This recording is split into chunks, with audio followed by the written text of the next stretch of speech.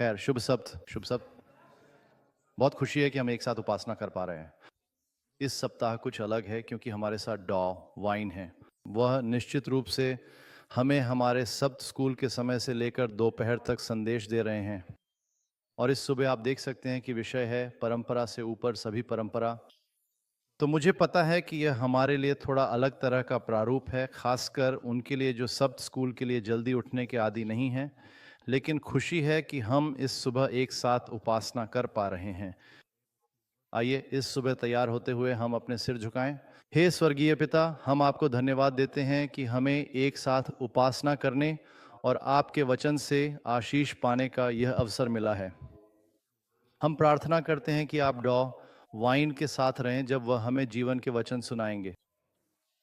पिता, हम उस समय को पहचानते हैं जिसमें हम रह रहे हैं और उन संदेशों को भी जो हमारे हृदयों को सही स्थान पर स्थापित करेंगे, ताकि हम स्वर्ग के राज्य में प्रवेश करने के लिए तैयार हो सकें, आपके शिष्य बन सकें तथा दूसरों को अपने साथ ला सकें। हम इसके लिए आपको धन्यवाद देते हैं और यीशु के नाम में यह मांगते हैं, आमीन। आमीन। डॉ वाइन, समय आपका है। धन्यवाद। अरे सबको सुप्रभात। शुभ प्रभात। यहाँ ओहियो में आपके साथ होना बहुत सौभाग्य की बात है। और मैं था। कल रात मैंने पादरी माइकल और उनकी पत्नी के साथ बहुत अच्छी रात बिताई और वे बता रहे थे कि इसे थेल्स प्लेन क्यों कहा जाता है। और लोग मुझसे पूछ रहे हैं ये बैठक कहाँ होगी। मैंने कहा ये थियल्स प्लेन में है और मैंने खुद कभी इसके बारे में नहीं सुना था। तो ये हमेशा एक विश्वास का कार्य होता है जब आप कहते हैं मैं कहीं जा रहा हूं और मुझे बिल्कुल नहीं पता वह जगह कहाँ है। खैर, आज आपके साथ आकर साझा करना मेरे लिए सौभाग्य की बात है। मैं पादरी माइकल को उनके आत्मीय स्वागत और कल रात की मेज़बानी के लिए धन्यवाद कहना चाहता हूं। मैं आज यहाँ मौजूद सभी लोगों के साथ ये सप्त के घंटे साझा करने के लिए उत्सुक हूं। ऑनलाइन जुड़ने वालों का भी हार्दिक स्वागत है। प्रार्थना है कि आप भी हमारी इस संगति से आशीषित हों। तो आज हम एक यात्रा पर निकलने वाले हैं। हमारे पास 4 सत्र हैं जो हम मिलकर करेंगे। आखिरी सत्र दोपहर प्रश्नोत्तर Q&A है और पहला भाषण सप्त स्कूल के दौरान अब मैं सभी परंपराओं से ऊपर परंपरा के बारे में बात करने जा रहा हूं, क्योंकि कभी कभी परंपरा अच्छी है और कभी कभी बुरी है और वास्तव में परंपराओं के कई अलग अलग प्रकारों का एक पूरा स्पेक्ट्रम होता है। फिर हम सबसे महत्वपूर्ण परंपरा को देखेंगे जो शास्त्रों में है। उपासना सेवा में हमारे पास द ग्रेट रीसेट नामक एक उपदेश है, सीधे तौर पर आज के उद्धार इतिहास में हमारी स्थिति से संबंधित है। आज दोपहर मैं हमारी सबसे बड़ी आध्यात्मिक आवश्यकता के बारे में बात करूंगा। यह विषय प्रकाशित वाक्य की पुस्तक से है। तो यही है हमारी आज की यात्रा। मैं आज कोई धार्मिक स्वतंत्रता से संबंधित उपदेश नहीं दे रहा हूं, लेकिन शायद आप कुछ हफ्तों में किसी और चर्च में ऐसे उपदेश देखेंगे। तो मैं अपनी पत्नी की ओर से शुभकामनाएं लाया हूं। मेरी केवल एक ही पत्नी है, वह बैरियन स्प्रिंग्स में है और हमारी बेटी भी वहीं है। और मेरा बेटा, वह मेरे साथ as the needle to the pole में काम करता है। वह वेबसाइट प्रबंधन और इस तरह के काम करता है जैसे सोशल मीडिया और भाषणों की रिकॉर्डिंग। और मैं वास्तव में जेन जेड और मिलेनियल्स का आभारी हूं, क्योंकि वे नई प्रतिभाएं, कौशल और क्षमताएं लाते हैं जो मेरी उम्र के लोगों के पास नहीं होती। जब मैं किसी वेबसाइट को देखता हूं, मान लीजिए पेमेंट फंक्शन को, तो मेरी आंखें सुन्न हो जाती हैं। मुझे ग्रीक या हिब्रू दे दो, लेकिन वेबसाइट मत देना। मेरे बेटे ने एक वेबसाइट देखी और 30 सेकंड के भीतर ही उसने समस्या पकड़ ली। कुछ हफ्ते पहले मैं उसके साथ पोर्टलैंड ऑरेगन में एक चर्च जा रहा था। किसी ने फ़ोन किया और कहा वेबसाइट पर एक लिंक टूटा हुआ है। तो मेरे बेटे ने अपना फ़ोन निकाला, उसे हॉटस्पॉट में बदला, अपने लैपटॉप पर गया, कुछ कोड टाइप किया और वेबसाइट तुरंत ठीक हो गई। और मुझे बिल्कुल भी नहीं पता कि ऐसा कुछ कैसे किया जाता है। इसलिए मैं वास्तव में युवा पीढ़ी और उनके द्वारा लाई गई प्रतिभाओं और क्षमताओं के लिए आभारी हूं। तो आज सब बात स्कूल के लिए मैं उस परंपरा के बारे में बात करूंगा जो सभी परंपराओं से ऊपर है। और जैसे ही हम शुरू करते हैं, मैं आपको आमंत्रित करता हूं कि आप अपना सिर झुकाएं और पवित्र आत्मा की उपस्थिति को आमंत्रित करें। हे स्वर्गीय पिता, हम आज सब बात की सुंदरता के लिए आपका धन्यवाद करते हैं। प्रभु, हम आपके धन्यवाद करते हैं बाहर की ताजगी भरी हवा, हरी घास, नीला आसमान, सुंदर फूलों और हमारे चारों ओर बहती हल्की सी हवा की सरसराहट के लिए। और प्रभु, 6000 से भी अधिक वर्षों के पाप के बाद भी हम आपके द्वारा बनाई गई मूल सृष्टि की सुंदरता को अपने चारों ओर देख सकते हैं। प्रभु, आप सुंदरता के परमेश्वर हैं। अब प्रभु, मैं प्रार्थना करता हूं कि आप बोलें। मैं प्रार्थना करता हूं प्रभु कि यीशु को ऊंचा उठाया जाए। पिता, मैं आपको धन्यवाद देता हूँ। मैं यीशु के नाम में मांगता हूँ, आमीन। ठीक है, तो क्या आप में से किसी के पास अपने बचपन की ऐसी यादें हैं जब आप बड़े हो रहे थे, वे चीज़ें जिन्हें आप कीमती परंपराएं कह सकते हैं जब आप बच्चे थे? हाँ, हाँ, मैं देख रहा हूँ कि कुछ लोगों ने अपने हाथ उठाए हैं।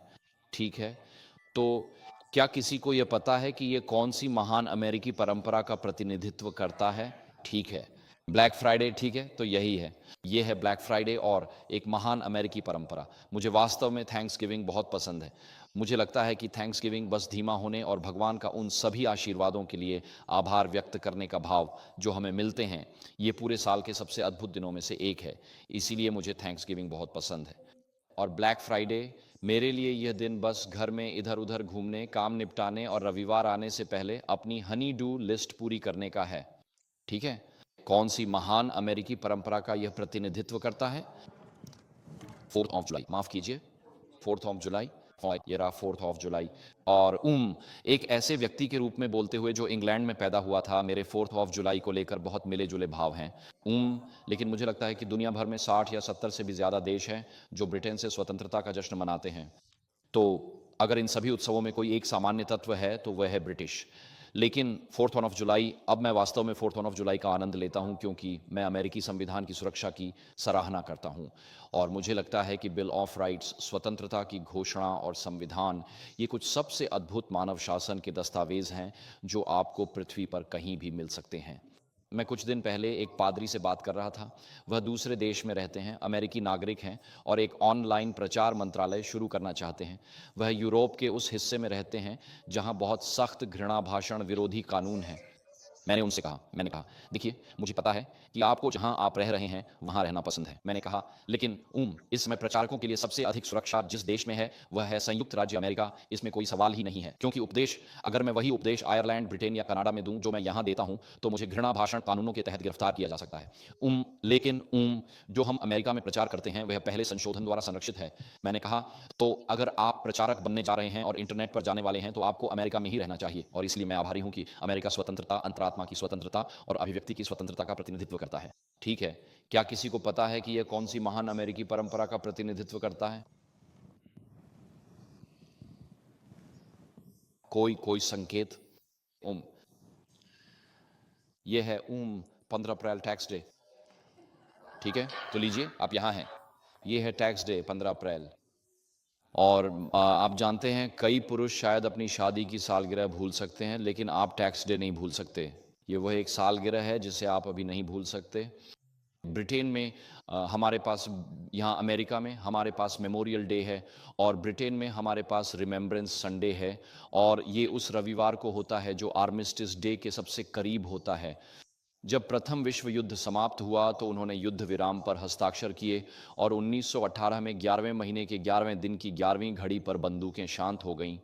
हर साल सरकार, शाही परिवार, सशस्त्र बलों के प्रतिनिधि और आम जनता, वे सभी यहाँ इस स्मारक पर इकट्ठा होते हैं, लगभग 2 करोड़ लोगों को श्रद्धांजलि देने के लिए जो प्रथम विश्व युद्ध में सभी पक्षों से मारे गए थे। यह एक अविश्वसनीय संघर्ष था। यह इंग्लैंड में हमारी परंपरा है। इसे सम्मान देने के लिए नवंबर में लोग अपनी जैकेट पर लाल पॉपी के फूल पहनते हैं, क्योंकि पॉपी के फूल उत्तरी फ्रांस के फ्लैंडर्स के मैदानों को ढक लेते थे जहां कई युवा मारे गए थे। यहाँ इंग्लैंड की एक और परंपरा है। क्या आप में से किसी ने यह देखा है? क्या आप इसे देखने गए हैं? यह घटना संप्रभु के जन्मदिन पर होती है, जो हर साल जून के मध्य में ट्रूपिंग द कलर के नाम से जानी जाती है। और ये हाउस होल्ड डिवीज़न के कुछ सैनिक हैं। और होता यह था कि पुराने समय में युद्ध के मैदान पर इतना अधिक धुआं होता था कि सैनिक खो जाते थे और उन्हें अपने रेजिमेंट के झंडे को पहचानना पड़ता था।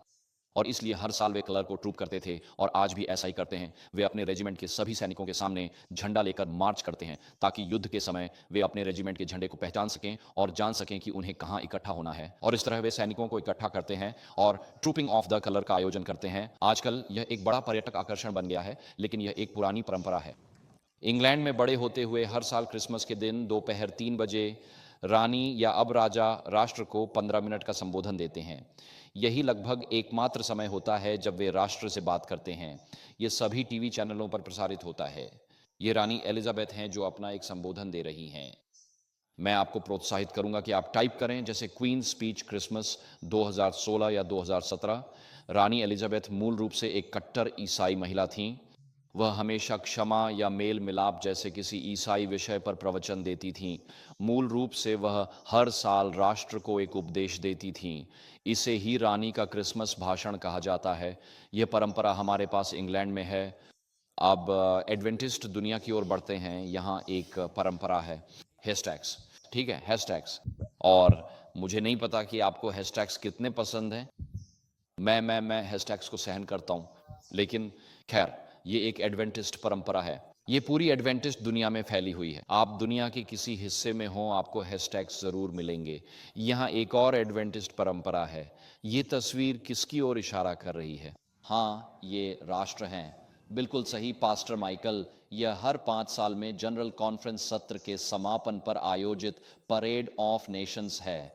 वे परेड ऑफ नेशंस आयोजित करते हैं जिसमें सभी देश वर्णमाला के क्रम में लाइन में खड़े होते हैं और उनके पास प्रतिनिधि, झंडा और नाम होता है। यह उन देशों का प्रतीक है जहां एडवेंटिस्ट संदेश पहुंच चुका है। तो मान लीजिए कि संयुक्त राष्ट्र के अनुसार दुनिया में 200 से थोड़े अधिक देश हैं और हम लगभग 150-160 देशों में आधिकारिक रूप से मौजूद हैं। हमारी अन्य देशों में अनौपचारिक उपस्थिति भी है। लेकिन अगर आप आज दुनिया के 18,000 भाषा समूहों को देखें तो हम शायद उन 18,000 में से 300 से भी कम में मौजूद हैं। तो भले ही हमारी उपस्थिति मान लीजिए भारत में हो, भारत में हजारों भाषा समूह हैं जहां हमारी कोई उपस्थिति नहीं है, और इसलिए सुसमाचार को हर राष्ट्र, जनजाति, भाषा और लोगों तक पहुंचना है ताकि राष्ट्रों की परेड उन देशों का उत्सव मना सके जहां हम एडवेंटिस्ट संदेश के साथ पहुंचे हैं। लेकिन भाषा समूहों के संदर्भ में हमारे पास अभी भी बहुत लंबा रास्ता तय करना बाकी है। जब हम बच्चे थे तो यह हमारा पारिवारिक परंपरा थी कि हम हर साल इंग्लैंड के दक्षिणी तट पर कैंपिंग करने जाते थे। मेरे पिताजी एक पादरी थे, हमारे 4 बच्चे थे। ये हम हैं अपने चचेरे भाइयों के साथ। दाएं मेरे पिताजी, बाएं मेरी माँ। हम एक वॉक्सवैगन बीटल में 4 बच्चों के साथ यात्रा करते थे और टेंट ठूंसे रहते थे। मेरा मतलब है उन गाड़ियों में बहुत तंग जगह होती थी, ठीक है। और यही वजह थी कि माँ हमें ब्राउन ब्रेड और पीनट बटर खिलाती थी ताकि हम छोटे रहें और उन लंबी यात्राओं के लिए कार में फिट हो सकें। और तो जब हम बड़े हो रहे थे तो यह एक पारिवारिक परंपरा थी और सबसे कीमती पारिवारिक परंपराओं में से एक थी। हम लड़कों के साथ पिताजी से मिलने जाते थे। वह पादरी थे, हम उनके साथ मिलने जाते थे। वह बाइबल अध्ययन करते थे। हम कार में बैठते थे जब वे पारिवारिक काउंसलिंग कर रहे होते थे, और जब शाम खत्म हो जाती थी तो हम कार में बैठते और घर जाते समय पिताजी कहते, बेटों, अब माँ ने घर पर तुम्हारे लिए एक शानदार हरी सलाद बनाई है, क्या तुम वह खाना चाहोगे या मछली और चिप्स पसंद करोगे? और लड़के होने के नाते हमने पवित्र विकल्प चुना, बैटर में तली हुई कॉड मछली और चिप्स जिन पर हम नमक और सिरका डालकर खाते थे। मेरे पापा के पास हमेशा कार में नेस्ले का मीठा कंडेंस्ड मिल्क का एक टिन रहता था। वे उसमें स्क्रू ड्राइवर से 2 छेद कर देते थे, फिर हम उसे पास करते थे, मेरे पापा, मेरे जुड़वां भाई और मैं, और हम बारी बारी से एक एक घूंट पीते थे। तो आप जितना हो सके उतना चूसते, फिर उसे अगले आदमी को पास कर देते, ठीक है। तो ये अपेक्षाकृत कुछ मासूम परंपराओं के उदाहरण हैं जो आज भी प्रचलित हैं। तो हर परंपरा बुरी नहीं होती। कुछ परंपराएं सहायक भी होती हैं, क्योंकि खासकर जब आप बच्चे होते हैं और बड़े हो रहे होते हैं तो आप अपनी जिंदगी उन खास पलों से अगले खास पल तक जीते हैं। आप जन्मदिन से लेकर क्रिसमस, थैंक्स गिविंग 4 जुलाई तक जाते हैं, और ये परंपराएं वास्तव में एक तरह का ढांचा बनाती हैं जिसके भीतर आप अपनी जिंदगी जीते हैं। तो हर परंपरा बुरी नहीं होती। और जब हम प्रोटेस्टेंट्स कहते हैं कि हमारा विश्वास केवल परमेश्वर के वचन पर आधारित है, परंपरा पर नहीं, तो हम इन तरह की परंपराओं की बात नहीं कर रहे होते। तो हर परंपरा बुरी नहीं होती। हर रविवार हम पापा के साथ नौकायन करते थे।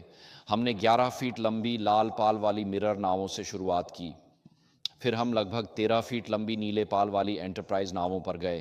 अंत में हम लगभग 16 फीट लंबी वेफेयर नावों पर गए, जिनमें से कुछ ने अटलांटिक महासागर भी पार किया है। ये शानदार समुद्री नौकाएं हैं।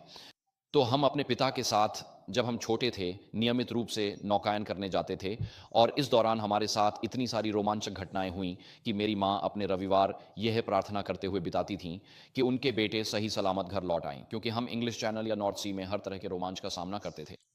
तो हमने अब भी कुछ मासूम परंपराओं को देखा है, लेकिन अब चलिए एक अधिक आध्यात्मिक दृष्टिकोण अपनाते हैं। हम यहूदी परंपराओं पर पुरुषों की परंपराओं को लेकर होने वाली बहसों को देखेंगे, पुरुषों की कुछ व्यर्थ परंपराओं को देखेंगे, यह भी देखेंगे कि एक सकारात्मक परंपरा क्या होती है और फिर शास्त्रों में हमें सबसे श्रेष्ठ परंपरा कौन सी मिलती है। तो आज की हमारी यात्रा यही है। जॉर्ज ऑनरवेल ने एनिमल फार्म में लिखा था, जब जानवर फार्म पर कब्जा कर लेते हैं। हाँ, और सुअर जानवर फार्म पर कब्जा कर लेते हैं, वे इंसानों को हटाते हैं और वे मार्क्सवादी नारे लगाते हैं। तो क्रांति की शुरुआत में एक नारा था, सभी जानवर बराबर हैं। लेकिन जब सुअर जानवरों के बीच प्रमुखता हासिल करना चाहते हैं तो नारा बदल जाता है। अब लिखा होता है, सभी जानवर बराबर हैं, लेकिन कुछ जानवर दूसरों से ज्यादा बराबर हैं। ये तब था जब सुअर फार्म को उसी तरह नियंत्रित करना चाहते थे जैसे किसान करता था। और आप कह सकते हैं कि सभी परंपराएं बराबर हैं, लेकिन एक परंपरा है जो बाकी सभी से ज्यादा बराबर है।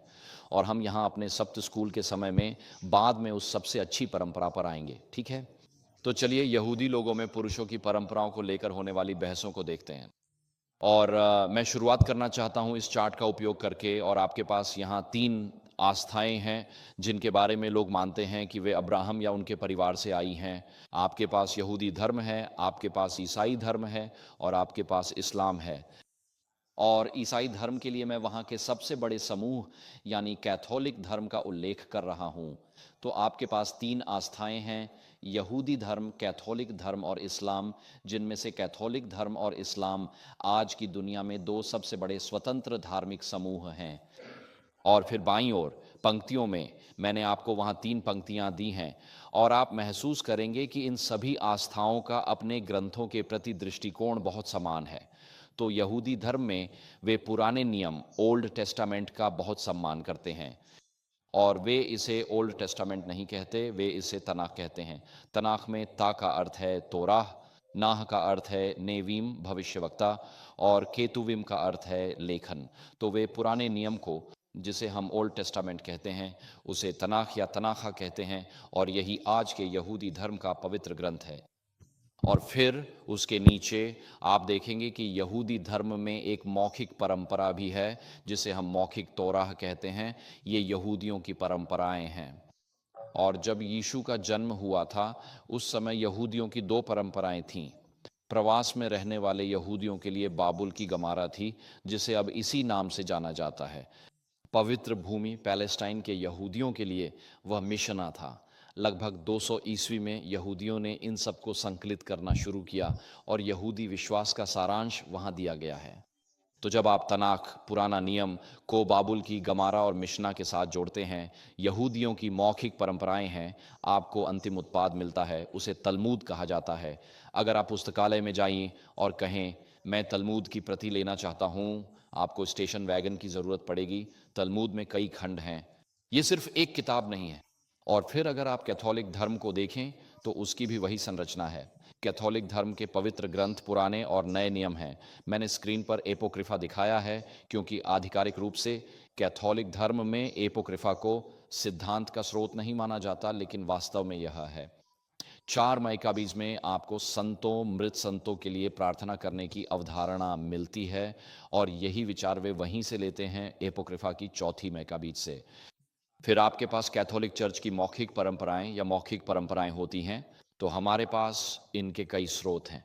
आपके पास पोप के बुल, पोप के परिपत्र और चर्च की परिषदों के आदेश होते हैं, जैसे कि ट्रेंट की परिषद जिसने काउंटर रिफॉर्मेशन की शुरुआत की थी। वेटिकन द्वितीय भी आज चर्च में आधिकारिक परंपरा का एक स्रोत है। और जब आप बाइबल को चर्च की परंपराओं, परिषदों और पोप के बुल ऑफ परिपत्रों के साथ जोड़ते हैं, जब आप इन्हें एक साथ मिलाते हैं तो आपको कुछ मिलता है जिसे कैनन लॉ कहते हैं और यही चर्च का कानून है। और फिर जब आप इस्लाम की बात करते हैं तो आपके पास उनके अनुसार जो मूल पवित्र ग्रंथ है वह कुरान है। मौखिक परंपराएं जिन्हें हम हदीस कहते हैं। हदीसें इस्लाम के पैगंबर के कथन हैं और हदीसें वे किताबों में संकलित की गई हैं और कुछ किताबों को अल सहीह कहा जाता है, जिसका अर्थ है कि वे विश्वसनीय हैं, वे सोने के मानक जैसी हैं। ऐसी लगभग 5 किताबें हैं। उनमें से सबसे प्रसिद्ध अल बुखारी है। लेकिन हजारों हजार हदीसें हैं जो मोहम्मद से जोड़ी जाती हैं, और वे लोग इसका अध्ययन पूरी जिंदगी करते हैं। वे यह देखते हैं कि हर पीढ़ी में परंपरा किसने आगे बढ़ाई और क्या वह व्यक्ति विश्वसनीय माना जाता था। परंपरा आगे बढ़ाने वालों की विश्वसनीयता के आधार पर यह तय होता है कि वह हदीस मोहम्मद की कितनी विश्वसनीय है। और जब आप हदीस और कुरान को एक साथ जोड़ते हैं तो वह कुरान ग्रंथ है, हदीस मौखिक परंपराएं हैं, और इन सबको मिलाकर शरीयत कानून बनता है जो सब कुछ समेटे हुए है। तो शरीयत कानून, कैनन कानून और तालमुद इस्लाम, कैथोलिक धर्म और यहूदी धर्म के भीतर समानांतर अवधारणाएं हैं। क्या आप अब तक मेरी बात समझ रहे हैं? और एडवेंटिज्म में हम इतने अलग नहीं हैं, ठीक है। हमारे यहाँ मूल ग्रंथ बाइबल है, मौखिक सामुदायिक परंपराएं, स्पिरिट ऑफ प्रोफेसी की रचनाएं हैं, और जब आप इन दोनों को मिलाते हैं तो आपको चर्च मैनुअल मिलता है, ठीक है। तो हम बहुत अलग नहीं हैं, ठीक है। संरचना के लिहाज से देखें तो आपके पास एक पवित्र ग्रंथ होता है, कुछ मौखिक परंपराएं होती हैं जिन्हें प्रेरित माना जाता है, और फिर आप इन दोनों को मिलाकर एक दस्तावेज बनाते हैं कि यह सब कैसे काम करेगा। इसे चर्च मैनुअल, तालमुद, शरीयत कानून या कैनन कानून कहा जाता है। तो इन सभी धर्मों में मैं जो बात कह रहा हूं वह यह है कि यहूदी धर्म, कैथोलिक धर्म और इस्लाम में मौखिक परंपराएं वास्तव में बहुत महत्वपूर्ण हैं। क्या आप नहीं कर सकते? आप आधुनिक सुन्नी इस्लाम नहीं पा सकते बिना इस्लाम के पैगंबर मोहम्मद की हदीसों के। तो सऊदी अरब के क्राउन प्रिंस ने 3 या 4 साल पहले एक इंटरव्यू दिया था, और उस इंटरव्यू में उन्होंने मूल रूप से कहा, हमें पता है कि ज़्यादातर हदीसें सच नहीं हैं। और इंटरव्यू लेने वाले को लगभग दिल का दौरा पड़ गया। मेरा मतलब है सचमुच ऐसा था, वह जो कुछ सुन रहा था उससे वह बहुत डर गया था।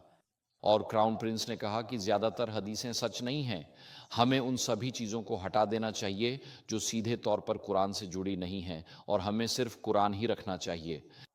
और अगर आप हदीसों को हटा देते हैं तो आप शरीयत कानून को भी ख़त्म कर देते हैं। और 85% मुसलमान सुन्नी इस्लाम के तहत रहते हैं, जो कि सुन्नत मोहम्मद का तरीका जैसा कि उनकी हदीसों में व्यक्त किया गया है। तो अगर आप हदीसों को हटा देते हैं तो आपको यह नहीं पता चलता कि मोहम्मद का तरीका क्या है, और सुन्नी इस्लाम आपके सामने ही गायब हो जाता है। और इससे पिछले 3 से 4 सालों में इस्लाम के भीतर एक आंतरिक संकट पैदा हो गया है, और यह एक अलग मुद्दा है। और क्राउन प्रिंस ने ऐसा इसलिए किया क्योंकि वह सऊदी अरब में मौलवियों की ताकत कम करना चाहते हैं, क्योंकि वह वहाँ एक बड़ा आधुनिकीकरण कार्यक्रम शुरू कर रहे हैं। यहूदी लोगों की मौखिक परंपराएं आवश्यक हैं अगर आप तलमूद तक पहुंचना चाहते हैं। कैथोलिक चर्च की परंपराएं महत्वपूर्ण हैं अगर आप कैनन लॉ तक पहुंचना चाहते हैं। हदीस आवश्यक हैं अगर आप सुन्नी शरिया तक पहुंचना चाहते हैं। भविष्यवाणी की आत्मा आवश्यक है अगर आप चर्च मैनुअल तक पहुंचना चाहते हैं। तो विश्वासों में जिनका हम यहाँ उल्लेख कर रहे हैं, मौखिक परंपराएं महत्वपूर्ण हैं, ये बहुत बड़ी बात है। इसलिए जब हम कहते हैं कि केवल शास्त्र नहीं, तो एडवेंटिस्ट के रूप में भी हमें यह कहने में बहुत सावधानी बरतनी चाहिए, क्योंकि हमारे विश्वास की बहुत सी प्रथाएं, बहुत कुछ जो हम करते हैं, वह बाइबल में क्या लिखा है उससे उतना नहीं जितना कि भविष्यवाणी की आत्मा में कहा गया है उस पर आधारित है। और इसलिए, और ये कोई बुरी बात नहीं है, ये बस एक सच्चाई है। इसलिए आज मैं जिस बात पर ध्यान केंद्रित करना चाहता हूँ वह स्क्रीन पर लाल रंग में दिखाए गए हिस्से हैं, और वह है मौखिक तोराह, क्योंकि यही उस समय से संबंधित है जब यीशु जीवित थे। ठीक है, तो परंपरा के लिए यहूदी शब्द या परंपरा के लिए ग्रीक शब्द है पाराडोसिस। ये स्ट्रॉन्ग्स नंबर था 862 है। इसका अर्थ है एक परंपरा, वह जो आगे बढ़ाई गई हो, या अतीत से कोई विधि। और मसीह के समय में यहूदी मानते थे, और वास्तव में आज भी मौखिक तोराह और तलमूद के साथ यहूदी मानते हैं कि जब परमेश्वर ने मूसा को माउंट सीनै पर लिखित तोराह दी थी तो वह केवल 10 आज्ञाएं नहीं थी, बल्कि वह पूरी तोराह थी। वे मानते हैं कि परमेश्वर ने मूसा को वह दिया, और परमेश्वर ने मूसा को यह आधिकारिक व्याख्या दी कि पुराने नियम, पेंटाट्युक, मूसा की पुस्तकों को कैसे लागू किया जाए, और वह मौखिक तोराह के नाम से जाना जाने लगा, या यहूदियों की परंपराएं। और यहूदी मानते हैं कि हर पीढ़ी के साथ व्याख्या की एक रूढ़िवादी और एक उदार धारा होगी, जैसे आज हमारे चर्च में 21वीं सदी के अमेरिका में है। तो आपके पास मूसा हैं जिनके पास मूल आधिकारिक मौखिक व्याख्या थी, और वह व्याख्या सदियों तक चली आती है और अंततः मसीह के समय में प्रकट होती है। तो मसीह के समय में पहली सदी ईस्वी में एक रूढ़िवादी धारा थी जिसका नेतृत्व प्रसिद्ध रब्बी शम्माई ने किया था, और एक उदार धारा थी जिसका नेतृत्व रब्बी हिलेल ने किया था। दिलचस्प बात यह है कि आज के अधिकांश आधुनिक सुधारवादी यहूदी धर्म बेथ हिलेल यानी हिलेल के घराने का अनुसरण करते हैं। वे तो राह की उनकी व्याख्यात्मक धारा का अनुसरण करते हैं। तो यह कोई ऐसी बात नहीं जो इतिहास के धुंधले और दूरस्थ अतीत में खो गई हो। आज के सुधारवादी यहूदी समुदाय शम्मई के घराने की बजाय हिलेल के घराने का अनुसरण करते हैं, और जो कुछ भी हमें सुसमाचारों में मिलता है, जैसे यीशु और यहूदी धार्मिक नेताओं के बीच की बहसें या धार्मिक स्वतंत्रताओं से जुड़ी बातें, वे सब उस समय चल रही रब्बी परंपराओं की बहसों से जुड़ी थीं, और वे यीशु से पूछ रहे थे कि इन रब्बी बहसों के बारे में उनका क्या विचार है। और इसका एक क्लासिक उदाहरण हमें इस अंश में मिलता है मत्ती 19 और पद 3 में, जहां लिखा है, कुछ फरीसी उसके पास आए यानी यीशु के पास, और उसकी परीक्षा लेने के लिए उन्होंने पूछा, क्या किसी भी कारण से पुरुष अपनी पत्नी को तलाक दे सकता है? अब वे यीशु से कोई यादृच्छिक सवाल नहीं पूछ रहे थे। यह रब्बियों के बीच एक बहुत ही तीव्र बहस का विषय था, और इस विषय पर कई तरह की राय थीं, लेकिन शम्मई के घराने वे रूढ़िवादी थे। उन्होंने सिखाया कि तलाक केवल तभी मान्य है जब आपका जीवन साथी व्यभिचार करे। यह इस बहस का रूढ़िवादी पक्ष था। उदारवादी यानी हिलेल का घराना कहते थे कि पुरुष अपनी पत्नी को किसी भी कारण से तलाक दे सकता है, बस उसे तलाक का प्रमाण पत्र लिख दे और वह चली जाए, और वह इस पर कोई सवाल नहीं उठा सकती। अगर वह कहावत के अनुसार टोस्ट जला देती है तो वही उसकी हालत हो जाती है। मेरा मतलब है, कहावत के तौर पर कह रहा हूं, आप समझ रहे हैं। तो जिस मूल पाठ पर वे बहस कर रहे थे वह यहां है, व्यवस्था विवरण 24:1। मैं आपको यहां यहूदियों के बीच इन बहसों और उनकी परंपराओं का एक उदाहरण दे रहा हूं। इसमें लिखा है, मान लीजिए कोई पुरुष किसी स्त्री से विवाह करता है, लेकिन वह उसे पसंद नहीं आती क्योंकि वह उसमें कुछ आपत्तिजनक पाता है, इसलिए वह उसे तलाक का प्रमाण पत्र लिख कर देता है, उसके हाथ में देता है और उसे अपने घर से बाहर भेज देता है। फिर वह स्त्री उसके घर से चली जाती है। और इसी बात पर यानी रब्बियों ने बहस की कि मूसा का उसमें कुछ आपत्तिजनक कहने का क्या मतलब था। जैसे वह बहुत ज़्यादा बातें करती है, वह बहुत ज़्यादा खर्राटे लेती है, वह बाज़ार बहुत तेज़ चलती है, वह बाज़ार में बहुत ज़्यादा पैसे खर्च करती है, हम हमेशा एक दूसरे से झगड़ते रहते हैं। आप जानते हैं, लोगों की अपनी अपनी समझ थी कि मूसा ने जब व्यवस्था विवरण 24 के पहले पद में कुछ आपत्तिजनक लिखा तो उसका क्या मतलब था। रब्बी लोग इस पर बहस करते थे, और रूढ़िवादी पक्ष की मौखिक परंपरा कहती थी कुछ आपत्तिजनक का मतलब केवल व्यभिचार, अडल्ट्री है। हिलेल के घराने वाले जो उदारवादी थे, उन्होंने कहा, नहीं, कुछ आपत्तिजनक का मतलब सचमुच कुछ भी हो सकता है। तो मसीह के समय में उदारवादी तलाक की समझ रूढ़िवादी तलाक की समझ से कहीं अधिक लोकप्रिय थी, और इसका नतीजा यह हुआ कि पुरुष अपनी पत्नियों को लगभग किसी भी वजह से तलाक दे रहे थे। आज तुमने मुझे नाखुश कर दिया तो अलविदा, अब तुम मेरी पत्नी नहीं हो। यह पहली सदी के यहूदी समाज में विवाह संबंधी गंभीर समस्याओं को जन्म दे रहा था, और हमें इसका एक स्पष्ट उदाहरण मत्ती 1:19 में मिलता है, जहां यूसुफ को यह पता चलता है कि मरियम गर्भवती है, और वह नहीं जानता, वह अभी तक बिल्कुल नहीं जानता कि यह पवित्र आत्मा की ओर से है, और इसलिए पवित्र आत्मा उसके सामने प्रकट होने से पहले मत्ती 1:19 कहता है, उसके पति यूसुफ जो एक धर्मी व्यक्ति था और उसे सार्वजनिक अपमान में डालना नहीं चाहता था, ने चुपचाप उसे छोड़ देने की योजना बनाई। अब यहाँ इस पाठ में मूसा यूसुफ माँ मरियम उसके पास आती है और कहती है, यूसुफ, वह कहती है, मैं गर्भवती हूँ, और वह कहता है, ये कैसे हो सकता है, हम अभी तक शादीशुदा नहीं हैं, हम तो बस मंगनी में हैं, जो कि शादी की ओर एक तरह का आधा रास्ता है। और उसे पता है कि उनकी शादी नहीं हुई है। सभी को पता है कि वे अभी तक शादीशुदा नहीं हैं। ये सबको साफ दिखेगा कि मरियम ने व्यभिचार किया है या वह किसी और के साथ संबंध में रही है, और मुंह यूसुफ के सामने एक फैसला लेने की स्थिति है।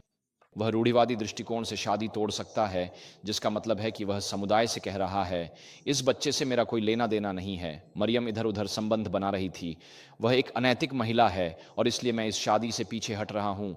इससे पहले कि यह वास्तव में हो, उसे उस बच्चे को नाजायज़ संतान के रूप में पालना पड़ेगा, जो शादी के बाहर पैदा हुआ है, और उसे अपनी पूरी जिंदगी एक शर्मनाक महिला के रूप में देखा जाएगा। यह रूढ़िवादी तलाक की समझ का प्रभाव होगा। दूसरी ओर यूसुफ, जो एक धर्मी व्यक्ति है, है, वह मरियम को देखता है और वह शायद अभी भी उससे प्यार करता है। कौन जानता है, मान लेते हैं वह करता है। वह नहीं चाहता कि उसे सार्वजनिक रूप से अपमानित किया जाए, सब जान जाएंगे कि वह गर्भवती है। लोग देखेंगे कि उसका पेट बढ़ रहा है और हर कोई बाजार में और कुएं के पास उसकी चर्चा करेगा, लेकिन यूसुफ तलाक को उदारता से देखेगा और कहेगा, मैं बस चुपचाप तुम्हें अलग कर दूंगा, मैं इस बारे में कोई बड़ा हंगामा नहीं करूंगा।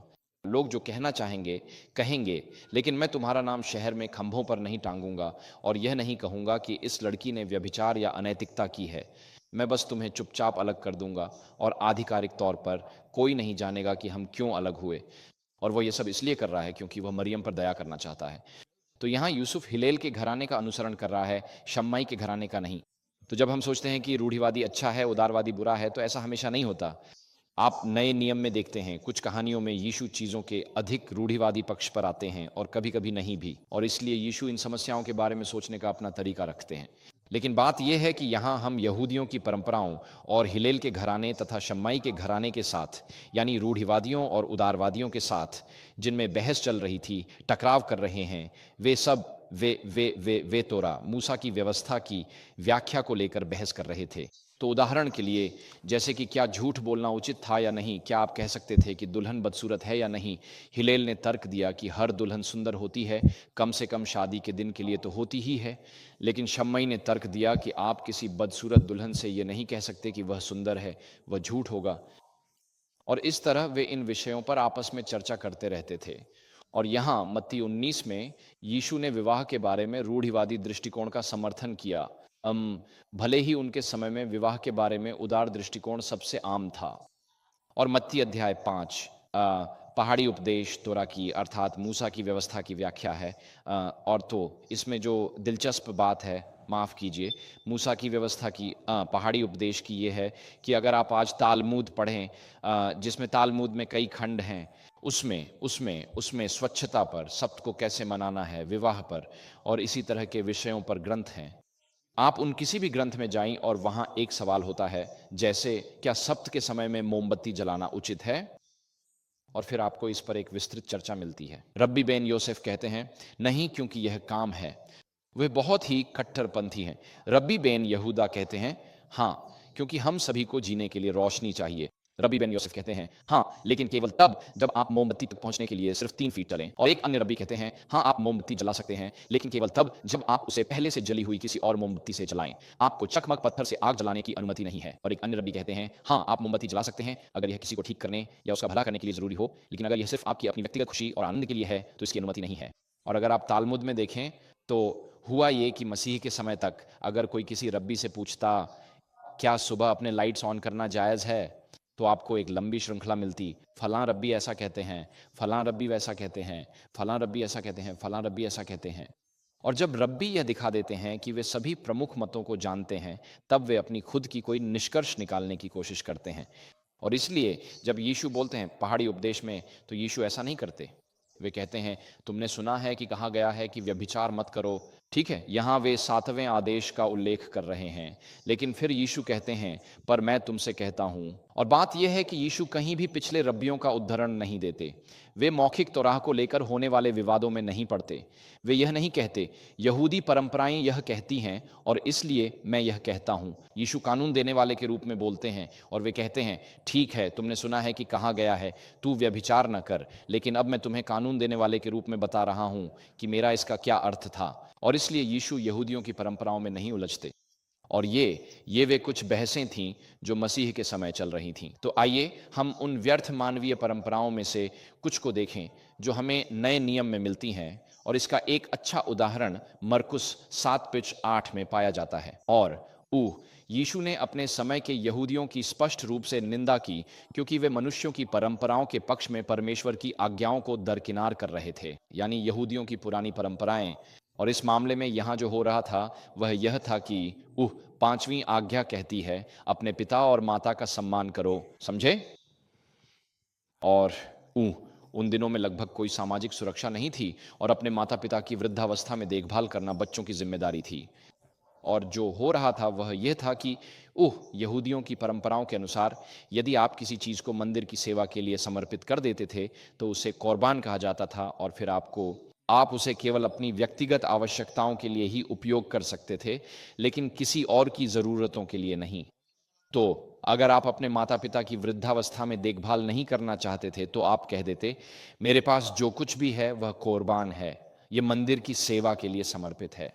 ये आजकल की रिवोकेबल ट्रस्ट में डालने जैसा है, और केवल आप ही उन संपत्तियों से लाभ उठा सकते थे, मंदिर को कोई लाभ नहीं मिलता था। फिर आप अपने माता-पिता से कह सकते थे, मैं आपकी मदद करना चाहता हूं, लेकिन अब सब कुछ मंदिर को समर्पित है, इसलिए मैं अब आपकी मदद करने में असमर्थ हूं। और इस तरह यहूदी लोग मनुष्यों की परंपराओं के लिए परमेश्वर की आज्ञाओं को अलग रख देते थे, और ये कुछ व्यर्थ परंपराएं थीं, और यीशु ने इस प्रथा के लिए यहूदियों की स्पष्ट रूप से निंदा की थी। वास्तव में वह यहां आगे कहता है, और यह मरकुस 7:9 थ्योरी है, बिल्कुल।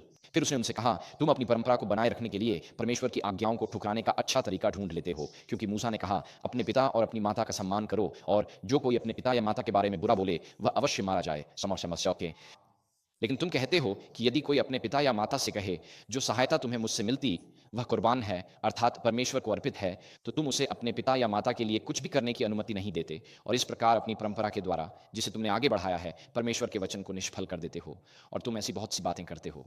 वहां परंपरा के लिए जो शब्द है वह परादोसिस है। हमने इसका पहले भी उल्लेख किया था। ये एक ऐसा शब्द है जो नए नियम में नियमित रूप से आता है, अर्थात वह जो आगे बढ़ाया जा रहा है।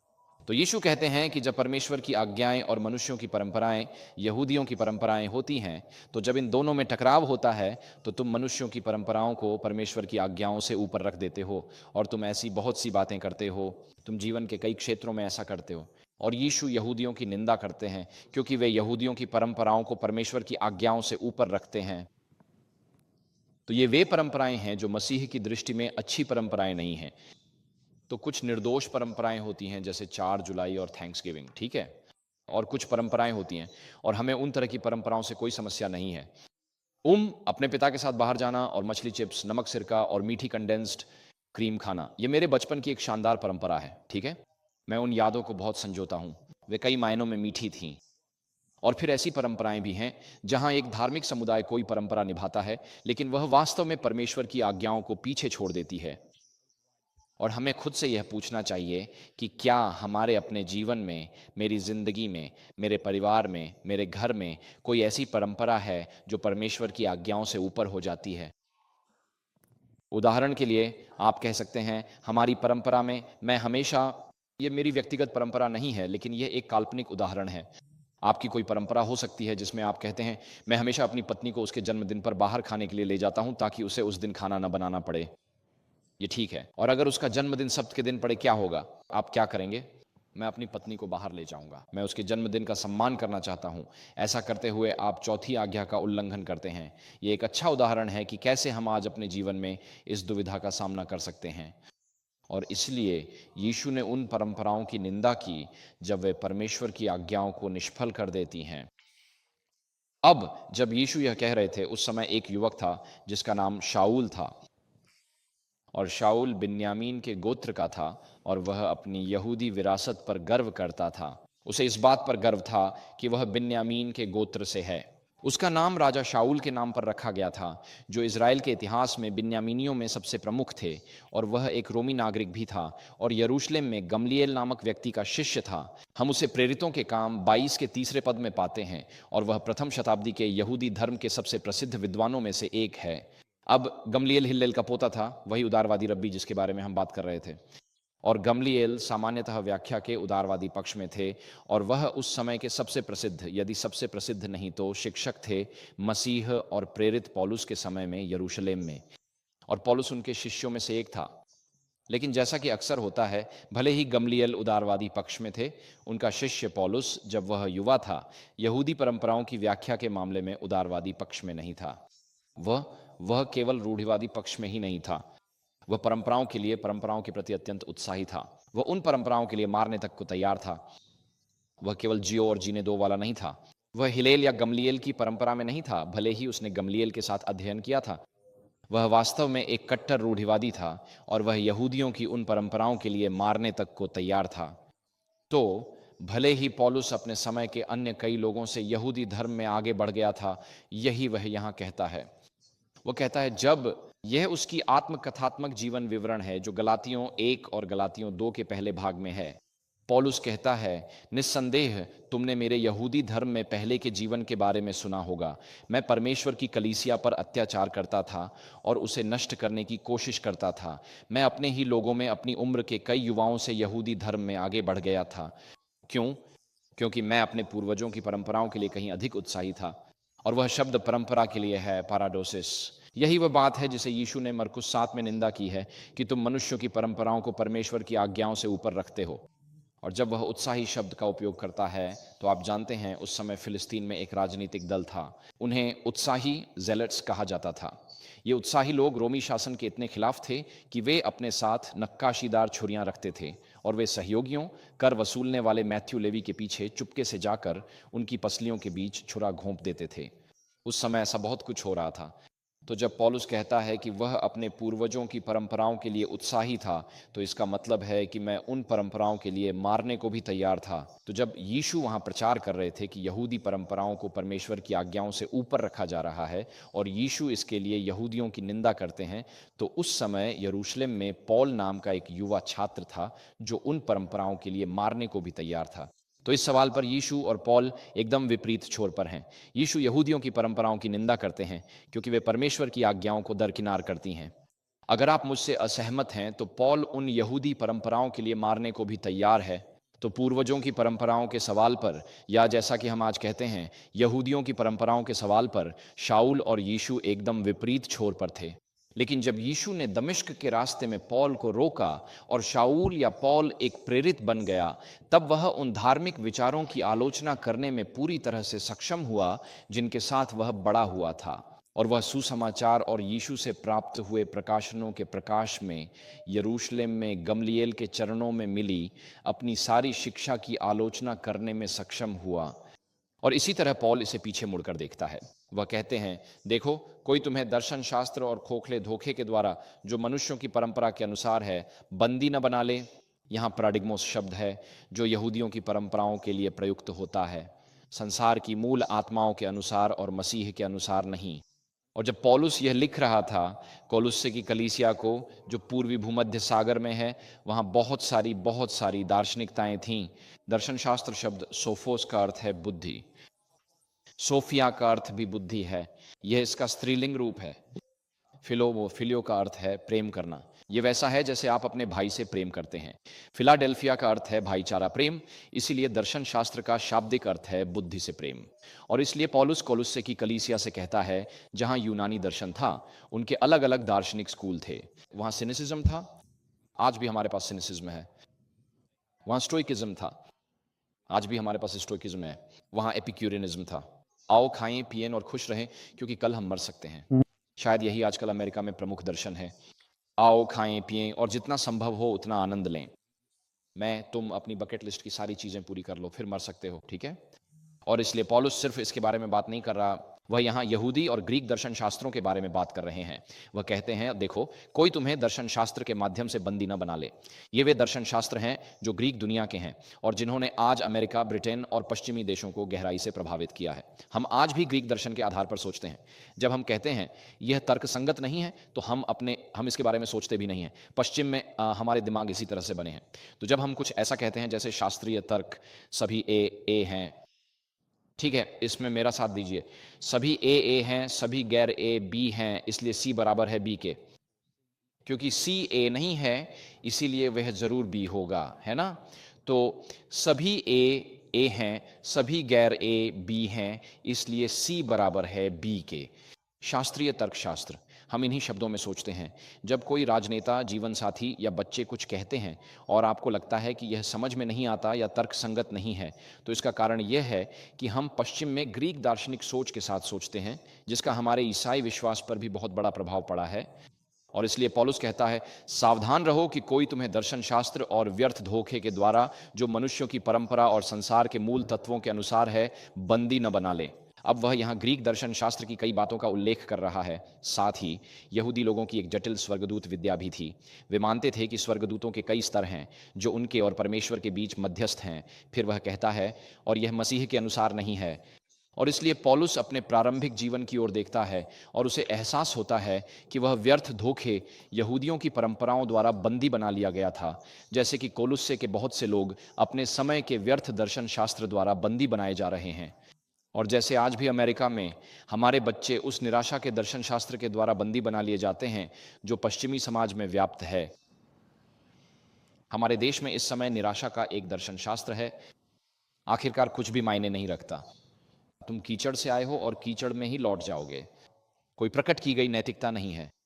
इस मरती हुई दुनिया में कुछ पल की क्षणिक खुशी पाने के लिए जो चाहो करो, क्योंकि एक दिन तो सब कुछ वैसे भी नष्ट हो जाएगा। और इसलिए हमारे बच्चे, हमारे युवा आज एक ऐसे निराशाजनक दर्शन में जी रहे हैं जो 1960 के दशक से पश्चिम में प्रचलित है।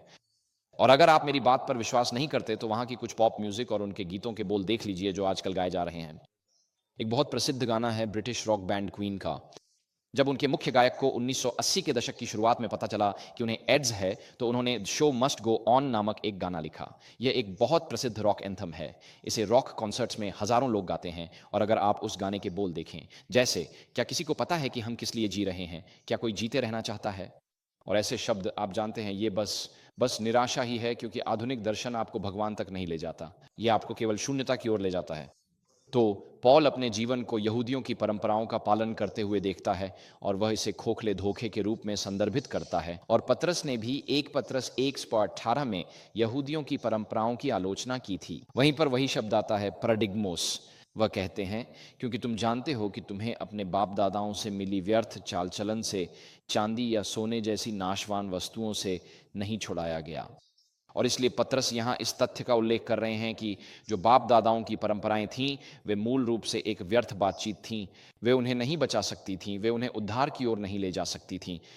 यह ऐसा नहीं था। बहुत सारी बातचीत थी, बहुत संवाद था। यहूदियों की परंपराओं पर बहस होती थी, लेकिन अंततः यह आपको कहीं नहीं ले जाने वाली थी।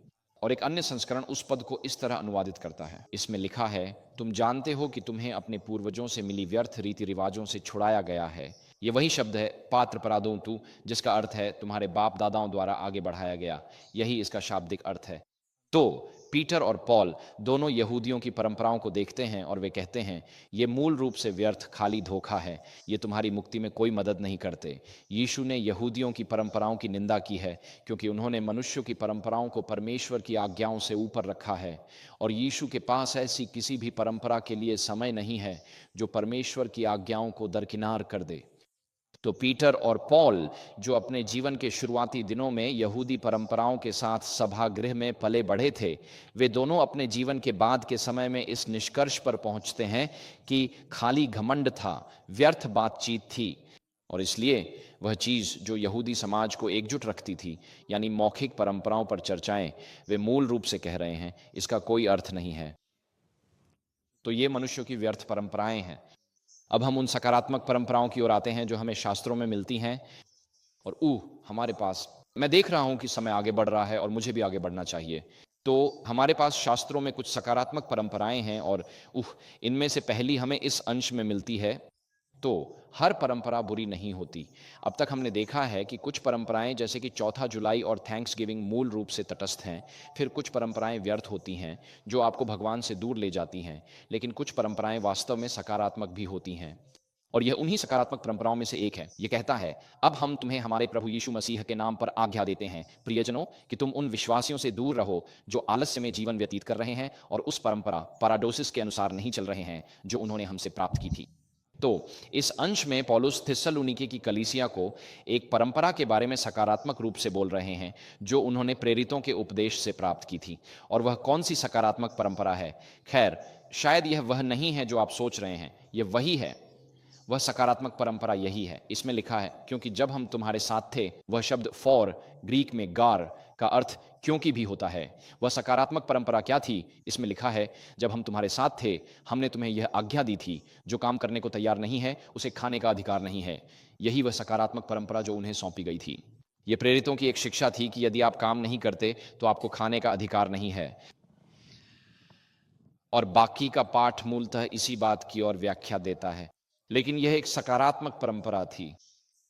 और इसलिए कुछ परंपराएं निर्दोष होती हैं, कुछ परंपराएं आपको परमेश्वर से दूर ले जाती हैं, कुछ परंपराएं परमेश्वर की आज्ञाओं को अनदेखा कर देती हैं और यीशु द्वारा निंदा की जाती है, और कुछ परंपराएं सकारात्मक होती हैं, जैसा कि हम नए नियम में पाते हैं। ये ऐसी ही एक परंपरा है। तो हम आज ये सोचकर नहीं जा सकते कि सारी परंपराएं बुरी हैं। नहीं, कुछ परंपराएं अच्छी होती हैं।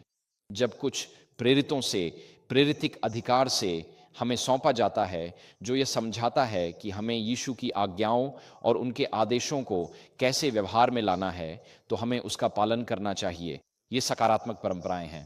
लेकिन जो कुछ भी हम करते हैं, उसके पीछे हमेशा प्रभु ऐसा कहते हैं होना चाहिए। आप जानते हैं, हम ऐसा नहीं कर सकते कि मैं यह इसलिए करता हूं क्योंकि मेरे माता पिता ने किया, और उन्होंने इसलिए किया क्योंकि उनके माता पिता ने किया। हमें अपने विश्वास का अभ्यास कैसे करें, इसके पीछे प्रभु ऐसा कहते हैं होना चाहिए। और इसलिए यह एक और सकारात्मक परंपरा है जो हमें नए नियम में मिलती है।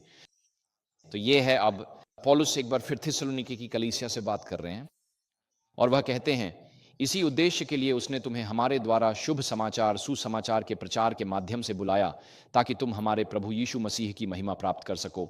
इसलिए भाइयों और बहनों, दृढ़ रहो और उन परंपराओं को थामे रहो जो हमने तुम्हें सिखाई हैं, चाहे वह हमारे मुख से कही गई हो या हमारे पत्र के द्वारा। और इस खंड में पौलुस सुसमाचार की तुलना परंपरा या परंपराओं के साथ करते हैं। और इसलिए इस खंड में हम देखते हैं कि सुसमाचार जब वह पीढ़ी दर पीढ़ी आगे बढ़ाया जाता है, तो सुसमाचार वास्तव में एक परंपरा है, उस अर्थ में कि परंपरा शब्द का अर्थ ही है वह जो आगे बढ़ाया गया है, और वहां प्रेरितों की शिक्षा है। ये वे परंपराएं हैं जिन्हें हम पीढ़ी दर पीढ़ी आगे बढ़ाते हैं। और एक बहुत अच्छी या अत्यंत महत्वपूर्ण परंपरा जो आगे बढ़ाई जाती है, वह है शाश्वत सुसमाचार का सत्य। और इसलिए सभी परंपराएं बुरी नहीं होती। और इसी तरह पौलुस आगे कहता है 1 कुरिन्थियों 15:3-5 में, वह कहता है, क्योंकि मैंने तुम्हें सबसे महत्वपूर्ण बात सौंपी है। और वह जो तुम्हें सौंपी शब्द है, वह प्रादोसिस का क्रियात्मक रूप है। तो यह एक पैराडोक्रे है। इसका अर्थ है कि मैंने तुम्हें सौंपा है या मैंने तुम्हें परंपरा के रूप में दिया है। तो ये वही है जो पौलुस ने कुरिन्थ की कलीसिया को सौंपा था। वह कहता है, मैंने तुम्हें सबसे महत्वपूर्ण बात सौंपी जो मैंने स्वयं प्राप्त की थी, कि मसीह हमारे पापों के लिए मरे, जैसा शास्त्रों में लिखा है, कि उन्हें दफनाया गया, वे तीसरे दिन जी उठे, जैसा शास्त्रों में लिखा है, और वे केफा यानी पतरस और फिर 12 को दिखाई दिए।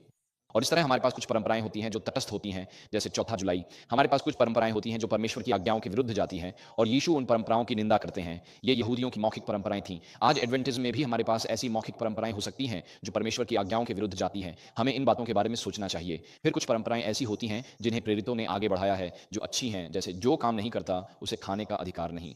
पौलुस सबसे महत्वपूर्ण परंपरा के बारे में बात करते हैं, जो मैंने तुम्हें सौंपा है, मसीह हमारे पापों के लिए मरा, दफनाया गया और फिर से जी उठा, जैसा कि पवित्र शास्त्र में लिखा है। और यही सबसे महत्वपूर्ण परंपरा है जिसे पौलुस चाहता है कि हम स्वीकार करें, न केवल कुरिन्थुस की कलीसिया में बल्कि आज की कलीसिया में भी। और आप देखेंगे कि वह सुसमाचार की प्रामाणिकता को किस आधार पर रखता है। वह कहता है, उस अंश में वह 2 बार कहता है, पवित्र शास्त्र के अनुसार, क्योंकि मसीह हमारे पापों के लिए मरा पवित्र शास्त्र के अनुसार, फिर वह तीसरे दिन जी उठा पवित्र शास्त्र के अनुसार। तो पौलुस सुसमाचार की प्रामाणिकता को यहूदियों की परंपराओं पर नहीं बल्कि परमेश्वर के वचन पर आधारित कर रहा है। इसलिए उसके पास इस परंपरा के लिए प्रभु का स्पष्ट वचन है जिसे वह आगे बढ़ा रहा है। यह परंपरा जिसे वह आगे बढ़ा रहा है कि मसीह हमारे पापों के लिए मरा, दफनाया गया और फिर से जी उठा पवित्र शास्त्र के अनुसार। इसलिए यही वह सबसे महत्वपूर्ण परंपरा है जिसे पौलुस ने आगे बढ़ाया है। मसीह को क्रूस पर चढ़ाया गया, मसीह जी उठा, मसीह महिमा मंडित हुआ, और प्रथम कुरिन्थियों 15 में मसीह फिर से लौटने वाला है। और इसलिए मैं चाहता हूं कि आज हम ये सोचें कि हम अपने जीवन में कौन सी परंपरा आगे बढ़ाते हैं। और पौलुस के अनुसार सर्वोच्च महत्व की परंपरा है, मसीह दफनाया गया, मसीह मरा, मसीह दफनाया गया, मसीह जी उठा और मसीह महिमा मंडित हुआ। लेकिन एक और परंपरा है जो इन सबसे ऊपर है। आज के संदर्भ में इस शब्द के लिए क्षमा करें। नए नियम में एक परंपरा है जो सभी अन्य परंपराओं से ऊपर है, और वह यहाँ इस पद में पाई जाती है। यह प्रेरितों से आई कोई प्रेरितिक परंपरा नहीं है, बल्कि यह वास्तव में वही है जो यीशु ने स्वयं किया। सभी में सबसे उत्तम परंपरा यहाँ है। और आप कह सकते हैं, पास्टर आप मुझे स्क्रीन पर क्या दिखा रहे हैं? एरिक इंटरलाइनियर है, और मैं आपको प्रोत्साहित करूंगा कि अपनी अगली सालगिरह या क्रिसमस पर अपने लिए एक अच्छा इंटरलाइनियर लें। और इंटरलाइनियर में जैसा कि आप लाल रंग में देख सकते हैं, आपके पास शब्दशः अनुवाद होता है और लाल के ठीक ऊपर काले रंग में वहाँ यूनानी शब्द होता है और फिर उसके ठीक नीचे नीले रंग में आपको उस शब्द का पार्सिंग मिलता है। क्या ये विशेषण है? क्या ये पूर्वसर्ग है? क्या ये क्रिया है? प्रथम पुरुष, एकवचन, विधिलिंग आदि?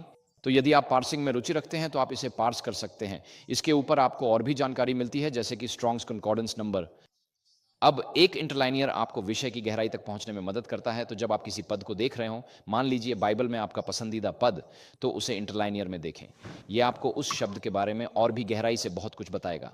अगर आप नया नियम ग्रीक नहीं पढ़ सकते तो इंटरलाइनियर ऐसा है जैसे आप कोई फिल्म अंग्रेजी में ब्लैक एंड व्हाइट में देख रहे हो और फिर वही फिल्म शानदार टेक्निकलर में देखें, तभी आप उसके साथ जुड़े ग्रीक को समझना शुरू करते हैं। कहानी वही है, लेकिन अब उसमें बहुत सारी बारीकियां और अर्थ की छायाएं जुड़ जाती हैं। आपको प्रोत्साहित करूंगा, इंटरलाइनियर लें।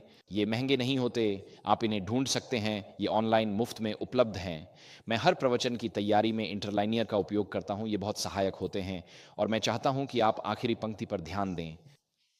इसमें लिखा है और दूसरी पंक्ति में वह जो अब मैं शरीर में जीता हूँ, या वह जीवन जो अब मैं शरीर में जीता हूँ विश्वास के द्वारा, मैं वह जीवन जीता हूँ, मैं वह जीवन जीता हूँ परमेश्वर के पुत्र से, जो अंग्रेजी संस्करण आमतौर पर कहता है जिसने मुझसे प्रेम किया और अपने आप को मेरे लिए सौंप दिया। और वहाँ ग्रीक में यह है, वह जिसने मुझसे प्रेम किया और अपने आप को मेरे लिए समर्पित किया। और वह शब्द अपने आप को समर्पित किया, पैराडोंटोस, क्रिया पैराडोसिस का भूतकालिक कृदंत है। ये संज्ञा है और ये क्रिया है, और इसलिए ये परंपरा सभी अन्य परंपराओं से ऊपर है।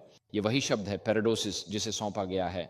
और यह पद हमें यह बताता है कि यीशु मुझसे प्रेम करते हैं, और क्योंकि यीशु मुझसे प्रेम करते हैं, उन्होंने अपने आप को मेरे लिए समर्पित कर दिया। उन्होंने अपने आप को मेरे लिए और तुम्हारे लिए समर्पित कर दिया। यह सबसे महत्वपूर्ण चीज है जो कभी भी सौंपी गई। यीशु को सैनिकों द्वारा कायफा और अन्नास के पास सौंपा गया था, जैसा कि यूहन्ना 18 में है। यीशु को सौंपा गया था, वही क्रिया है प्रधान याजक से पिलातुस के पास। और पिलातुस जानता था कि उन्होंने उसे ईर्ष्या के कारण सौंपा था। और फिर पिलातुस ने यीशु को हेरोदेस के पास सौंप दिया। हेरोदेस ने उसे वापस पिलातुस के पास भेज दिया। पिलातुस ने यीशु को कोड़े लगवाने के लिए सौंप दिया। और फिर जब वह वापस आता है और यीशु का उपहास करता है और कहता है, एक्चे होमो, देखो यह मनुष्य है, फिर पिलातुस ने यीशु को क्रूस पर चढ़ाने के लिए सौंप दिया। और यूहन्ना 18 और 19 में पूरे समय आपको ऐसा लगता है कि ये सब बातें बस यीशु के साथ हो रही हैं, लेकिन यहाँ यह अंश मुझे बताता है कि यीशु इसमें सिर्फ एक निर्दोष शिकार नहीं थे, सिर्फ एक निर्दोष शिकार नहीं थे। उन्होंने स्वयं को सौंप दिया। ये उनकी ओर से एक सक्रिय चुनाव था, क्योंकि वह मुझसे प्रेम करते थे, इसीलिए उन्होंने मेरे लिए स्वयं को सौंप दिया। वह बस ऐसी घटनाओं में नहीं फंसे थे जो उनके नियंत्रण से बाहर थीं। उन्होंने स्वयं को सौंपे जाने का चुनाव किया ताकि मुझे सौंपा न जाए। उन्होंने स्वयं को सौंपे जाने का चुनाव किया ताकि वह मृत्यु मरे जिसकी मैं हकदार हूँ, ताकि मुझे उनका अनंत जीवन मिल सके। ये सबसे महत्वपूर्ण परंपरा है जो हमें शास्त्रों में मिलती है। और इसमें एक और ही अंश है जहाँ यह वाक्यांश आता है, और मैं था जैसे कि मैं था। मैंने ये बात कुछ दिन पहले ही खोजी, और जब मैं इसे देख रहा था तो मैंने सोचा, यार मैं इस अंश को पहचानता हूँ। और एफिसियों 5:25 कहता है, हे पतियों, अपनी पत्नियों से प्रेम करो जैसे मसीह ने कलीसिया से प्रेम किया और उसके लिए अपने आप को दे दिया। इसलिए मसीह कलीसिया से प्रेम करता है, और इसी कारण उसने अपने आप को कलीसिया के लिए समर्पित कर दिया। और मसीह मुझसे प्रेम करता है, जैसा कि गलातियों 2:20 में लिखा है, और उसने अपने आप को मेरे लिए समर्पित कर दिया। यही वह सबसे महत्वपूर्ण परंपरा का सौंपना है जो हमें शास्त्रों में मिलता है। तो मैं आज निष्कर्ष में पूछना चाहता हूं, हम अपने जीवन में क्या सौंप रहे हैं? क्या हम अपने बच्चों को थैंक्सगिविंग और 4 जुलाई जैसी अच्छी परंपराएं सौंप रहे हैं? ये अच्छी परंपराएं हैं, ऐसा लगता है कि ये किसी को नुकसान नहीं पहुंचाती, हमारे वार्षिक अवकाश चक्र के लिए एक अच्छा ढांचा प्रदान करती हैं, और इसी तरह आगे भी ये परंपराएं किसी को नुकसान नहीं पहुंचाती। कुछ परंपराएं हैं जैसे यहूदियों की परंपराएं, जिन्हें हम सौंप सकते हैं, जो वास्तव में लोगों को परमेश्वर से दूर ले जा सकती हैं। आज हमारी शादी की सालगिरह है प्रिय, चलो कहीं खाना खाने चलते हैं। असल में आज सब्त है, तो अब तुम क्या करोगे? ये एक साधारण और मामूली उदाहरण है, लेकिन अगर हम सोचें तो हम और भी उदाहरण गिन सकते हैं। क्या हम मनुष्यों की परंपराओं को परमेश्वर की आज्ञाओं से ऊपर रखने देंगे? और इसका सही उत्तर है नहीं। फिर कुछ परंपराएं हैं जो नए नियम में सकारात्मक हैं। वे प्रेरितों की शिक्षाएं हैं, और वे वही शिक्षाएं हैं जो प्रेरितों ने आगे बढ़ाई हैं। और फिर आपके पास वह शिक्षा है कि यीशु मरे, उन्हें दफनाया गया, वे फिर से जी उठे और वे फिर से आने वाले हैं। यह सबसे महत्वपूर्ण परंपराओं या शिक्षाओं में से एक है जो 1 कुरिन्थियों 15 में आगे बढ़ाई गई है। लेकिन सभी परंपराओं में सबसे ऊपर यह परंपरा है कि यीशु मुझसे प्रेम करते हैं और यीशु ने अपने आप को मेरे लिए समर्पित कर दिया। आमीन। और यही वह महत्वपूर्ण परंपरा है जिसे हम सभी को आगे बढ़ाना चाहिए। तो मैं आज आपको प्रोत्साहित करना चाहता हूं कि आप सभी परंपराओं से ऊपर इस परंपरा को आगे बढ़ाएं। अगर लोग आपको किसी एक चीज़ के लिए जानें तो वे यह जानें कि यीशु आपसे प्रेम करते हैं और उन्होंने अपने आप को आपके लिए समर्पित कर दिया। और अगर आप अपने बच्चों, अपने पोते पोतियों, अपने समुदाय या अपने कार्यस्थल में कुछ भी आगे बढ़ाने वाले हैं तो यह बात सबको पता चले कि यीशु मरे, वे जी उठे और वे फिर से आने वाले हैं। यह एक ऐसी परंपरा है जिसे आगे बढ़ाना वास्तव में सार्थक है। और साथ ही उन्हें यह भी दिखाए कि जैसे यीशु ने अपने आप को हमारे लिए समर्पित किया, वैसे ही हम भी इस मरती दुनिया की सेवा में खुद को समर्पित करते हैं। लोगों को हमारे भीतर यीशु को देखने दें। तो एक एडवेंटिस्ट के रूप में हम कहते हैं, ओह हमें परंपरा पसंद नहीं है, हम तो बस 16 स्क्रिप्चुरा का पालन करते हैं। हम समझते हैं कि ये कहाँ से आता है, मध्यकालीन कैथोलिक चर्च की परंपराओं और शास्त्र के बीच के टकराव से। लेकिन हर परंपरा बुरी नहीं होती और एक ऐसी परंपरा है जिसे दूसरों तक पहुंचाना वास्तव में मूल्यवान है। मैंने एक बार एक पादरी से पूछा जिन्होंने प्रायश्चित के सिद्धांत पर 40 साल अध्ययन किया, यानी कैलवरी पर क्या हुआ, क्योंकि इसकी कई व्याख्याएं हैं और अगर आप अलग अलग धर्मशास्त्रियों से पूछें तो आपको अलग अलग उत्तर मिलते हैं। मैंने पूछा 40 साल के अध्ययन के बाद इस विषय पर आपका निष्कर्ष क्या है। उन्होंने कहा, कॉनराड, बात आखिरकार इसी पर रुकती है। उन्होंने कहा, यीशु मुझसे प्रेम करते हैं, ये मैं जानता हूँ क्योंकि बाइबल मुझे ऐसा बताती है। आमीन। यही तो असली बात है। जब मैं मसीह के प्रेम को अपने जीवन में समझता, जानता और स्वीकार करता हूँ, तब मैं इस सुंदर परंपरा को अपने आसपास के अन्य लोगों तक पहुँचा सकता हूँ। यह शुभ समाचार कि यीशु मुझसे प्रेम करते हैं, उन्होंने अपने आप को मेरे लिए समर्पित कर दिया, तुम्हारे लिए भी समर्पित किया। वे मरे, वे जी उठे और वे फिर से आने वाले हैं, सिर्फ मेरे लिए नहीं बल्कि तुम्हारे लिए भी। आमीन। ईश्वर करे कि आज से हमारे जीवन में लोग इस परंपरा को देख सकें। आइए हम प्रार्थना के लिए सिर झुकाएं। हे स्वर्गीय पिता, हम आपको धन्यवाद देते हैं कि यीशु हमसे प्रेम करते हैं और उन्होंने अपने आप को हमारे लिए समर्पित कर दिया। हम आपको धन्यवाद देते हैं पिता कि यीशु ने केवल बातें ही नहीं की बल्कि अपने जीवन से उदाहरण भी प्रस्तुत किया। हम आपको धन्यवाद देते हैं पिता कि उन्होंने हमें एक विद्रोही ग्रह के रूप में इस ब्रह्मांड के एक कण के रूप में छोड़ नहीं दिया और न ही वे केवल उन निष्पाप दुनियाओं पर ध्यान केंद्रित करने चले गए। लेकिन पिता, मैं आपको धन्यवाद देता हूं कि आपने अपने पुत्र को संसार में इसलिए नहीं भेजा कि वह संसार की निंदा करे, बल्कि इसलिए भेजा कि उसके द्वारा संसार का उद्धार हो सके। तो प्रभु, आज से हमारे जीवन में हम विनम्रता से प्रार्थना करते हैं कि लोग हमारे जीवन, सेवा, शब्दों और जीने के तरीके से, हमारे परिवारों के व्यवहार से जान सकें कि हम उस उद्धारकर्ता की सेवा करते हैं जिसने हमसे प्रेम किया, जो मरा, दफनाया गया, फिर जी उठा, फिर से आने वाला है और उसने यह सब हम में से प्रत्येक के लिए प्रेम के कारण किया। प्रभु, आज से हमारे घरों में, दिलों में, हमारी शादियों में लोग यीशु के प्रेम को देख व अनुभव कर सकें। हम यीशु के पवित्र नाम में प्रार्थना करते हैं। आमीन। आमीन।